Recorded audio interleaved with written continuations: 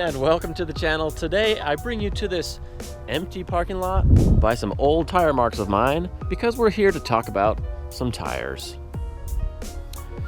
So today we have some good news and we have some bad news, but we're going to talk about the bad news first because I just want to get it out of the way. Look at that! Do you see that huge nail sticking in my tire? Right in the side of the tread and coming out the sidewall, pretty much the worst place that you can get a nail. This is basically unrepairable. Most tire shops, even if this nail was sticking straight in the tire, wouldn't even repair this because how close it is to the side of the tire, and especially because it's sticking out of the sidewall, there's really nothing I can do. But look how long that thing is. That's like a 3-inch nail or even longer. It sticks out past the rim. Anyways, as you can tell, I'm still able to drive around on it a little bit. It basically loses about 5 PSI every day. And if I park so that that nail's on the bottom or the tire will flex, it lets out air really fast and will go flat overnight. But they still have quite a bit of tread on them. They probably have, probably about 60% of the tread life on here. If you've been a subscriber to the channel for a while, you will know that I talked about getting those tires and put them on not too long ago, so you'll probably remember that. Oh man. So there's those tire marks over there. And there's these ones over here for me too. But check out this parking lot. It's huge, wide, and open, and there's not a pole in sight, so it is a good place to come mess around a little bit. And one more check to make sure there are no cops out there. Here we go.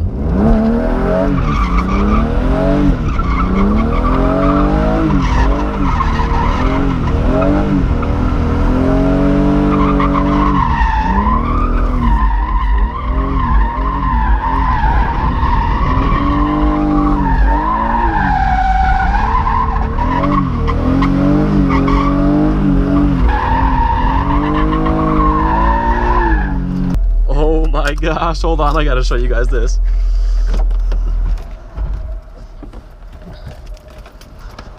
Look at all that smoke out there. I love it.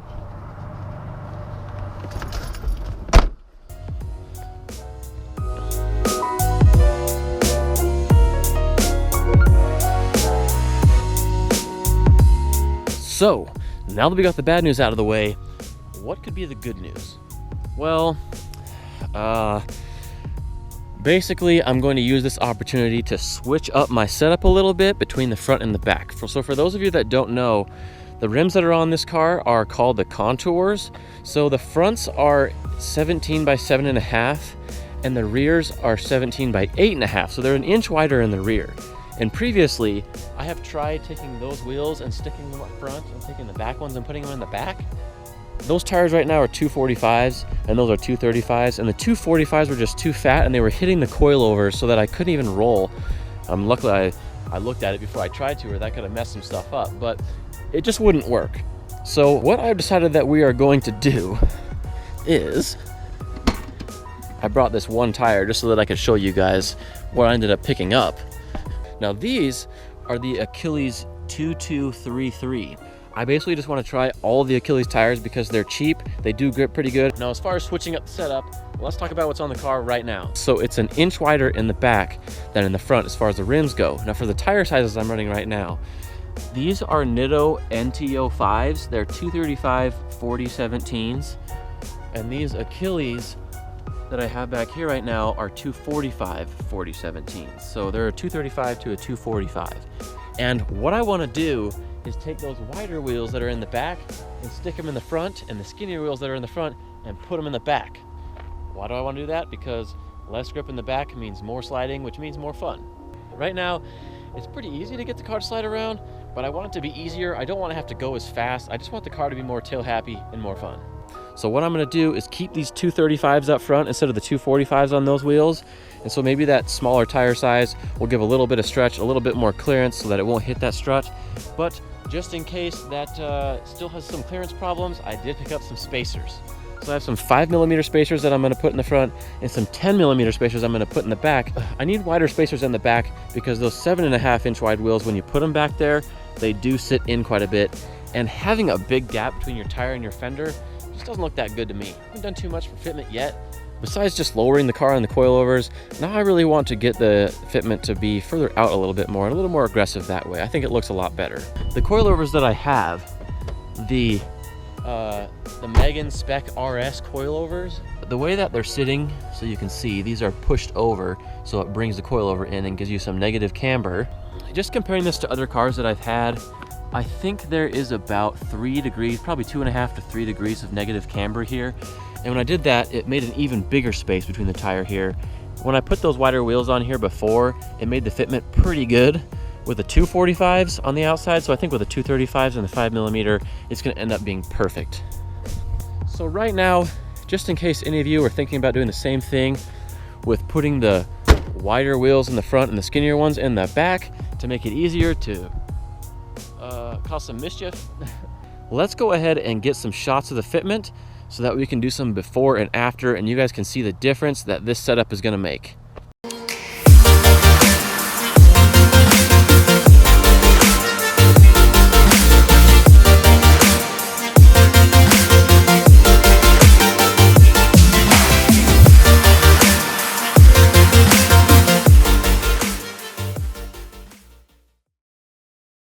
So now that we know that the tires are going to clear the coilovers okay, and we have the right spacers on the front and the back, and everything is balanced just right, I figured, even though I should have shown you guys kind of a few glamour shots on how the fitment looks, I figured I'd give you a closer look with the GoPro.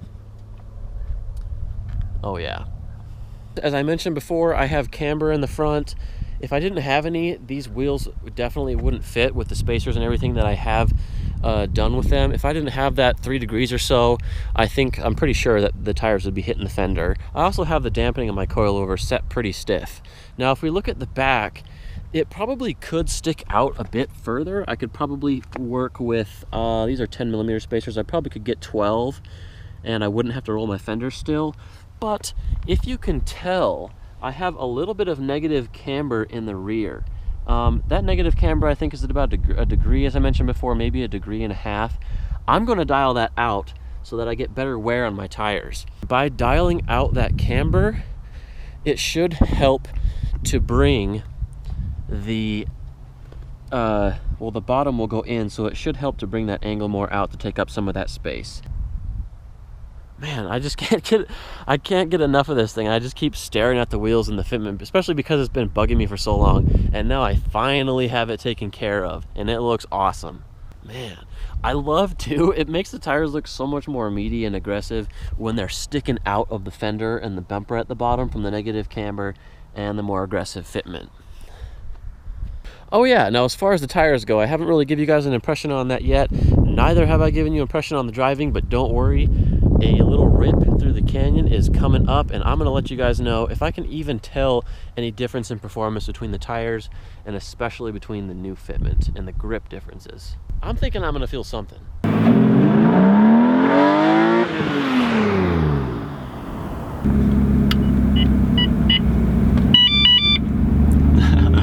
Alright guys, so I'm in a place that I drive quite often. I've been here a lot. There's a lot of roundabouts and some nice turns around here. So I've had a lot of experience in driving in this area, and I think I should be able to drive this now on the new setup and be able to tell if I can see a difference with the new tire and wheel setup.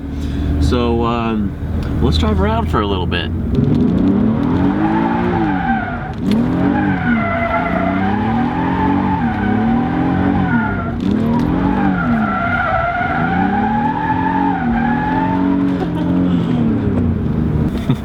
As always, these new tires are not going to last me very long.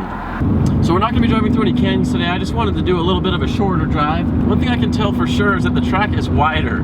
I am getting a little bit more self-steer or bump steer. I can tell that the tires are following the imperfections in the road a little more, but that's just what comes with having a wider setup, and I've experienced that before in other cars. Oh, it's got tons of grip in the front. Oh my gosh. I can already tell too with the skinnier tires in the back that when I kick the clutch in second gear, it's a lot more eager to step out. So I can tell that, yeah, obviously there is less grip in the rear going from 245s to 225s, and that's what we wanted. Just one more little roundabout up here. Let's see how the front end grip is.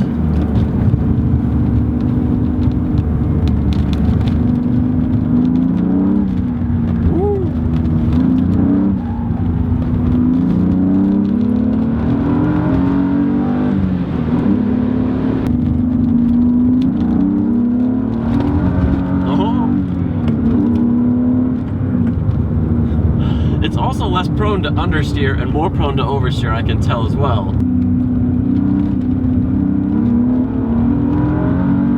Whoa. I felt it start to step out a little bit.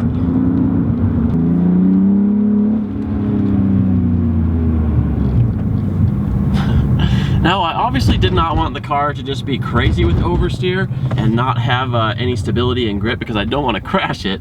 But I did just kind of want to tip the balance a little more towards the oversteer side.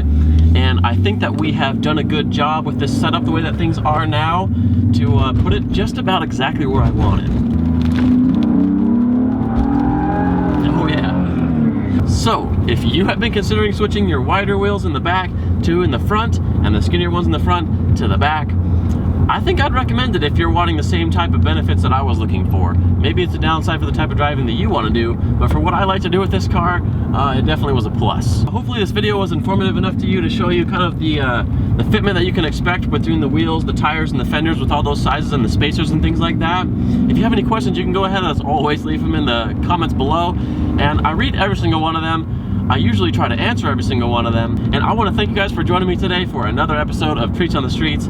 If you are a returning subscriber, thank you so much for watching yet another video, and if you are new to the channel, don't forget to hit that subscribe button, and if you enjoyed today's video, go ahead and give it a big thumbs up, and I will see you guys in the next one. And as usual, for those of you who stuck around to the very end, let's try a little launch again.